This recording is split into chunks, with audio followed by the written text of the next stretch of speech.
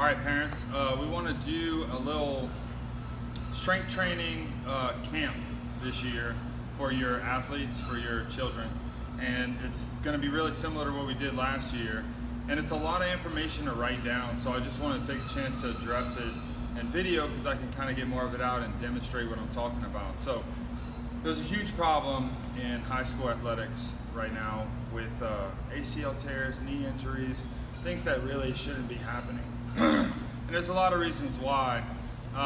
One of the reasons is that kids are playing sports at an earlier and earlier age when they normally would have been doing a variety of activities that would have helped to establish well-rounded fitness, strength, pulling, climbing, jumping, throwing, running, all those things. But now, a lot of times kids are playing the same sport throughout their lives, and that leads to a lot of imbalance. That's one thing. The other thing is kids are sitting for 8 to 10 hours a day starting at 4 and 5 years old. And so they're actually developing, your body is adapting to that situation. And so they're developing something that's called quad dominance, all right? Quad dominance is when you exclusively, or not exclusively, but mostly utilize the front part of your body to do tasks, okay?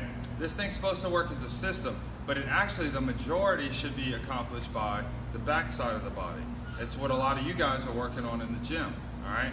But in their situation, it's a lot more dangerous because they're actually pushing themselves to their limits when they're playing their sports.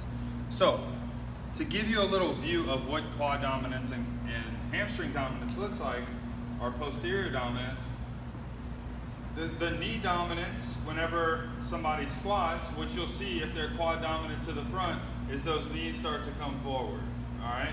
And just like what we teach you guys is to squat back in the hip. Okay, that's the purpose of it. Now let me talk to you a little bit about why that's dangerous in sport.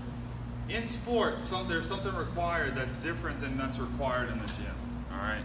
And that's lateral movement, change of direction, and force reduction in change of direction. So no matter what sports your child plays, they're probably cutting. They're probably shifting direction quickly. So here's the issue. If I am quad dominant, that means that whenever I go to reduce force, which is stop myself, or produce force, I'm transferring the entirety of the load into the knee joint, okay? And I mean, physics-wise, it kind of makes sense. If I'm running and I stop, everything's pushing into the knee, okay? If you've ever heard that squatting's bad for your knees, that's why that whole falsehood came about, okay? Because of how people squat. Now here's how it plays out in sports like volleyball, basketball, baseball, football, soccer especially. So if your body's already programmed to load the knee whenever it receives weight or whenever it produces force, so reduction would be like catching myself, production would be driving up. If the knee is trained to catch the load, and it may not happen right at first, but at some point in time, there's a high risk of it happening. What it looks like laterally is if I'm moving this way and I go to turn and change direction back that way, what my brain and body is programmed to do is load all that weight into the knee, okay? It's not good. You can't even calculate really my body weight moving at 10 miles an hour and then stopping that load abruptly and changing direction. So not only do I have the force of stopping, I have the force that it requires to change direction. There's no way to even imitate that force in the weight room. There's no way that we can load it as heavy as it actually is in the activity. So it doesn't matter if they try to not do it that way, because whatever they do repetitiously is what's going to happen during crunch time. It's just like a police officer in a bad situation. Everything resorts to training. You just do what you usually do because you don't have time to think about it. What's going on is in a lot of the weight rooms and a lot of the training facilities around the country, kids are not being taught the proper way to perform movements. So not only do we have the sitting, we have the lack of variety in their physical activity, but then we have them in the weight room doing these movements incorrectly and actually strengthening the wrong position, strengthening the wrong muscles. So if I go in the weight room, I'm already quad dominant, I grab a bar and I start working out. I'm gonna do it however I feel most comfortable doing it. If I'm already quad dominant from those other things we talked about, Now I'm going to squat in a way that's just going to continue to develop the quad dominance. If we don't change the movement, then we're going to continue in the same direction. We're going to continue with the poor movement patterns. So what needs to happen is the kids need to know what they're supposed to be doing.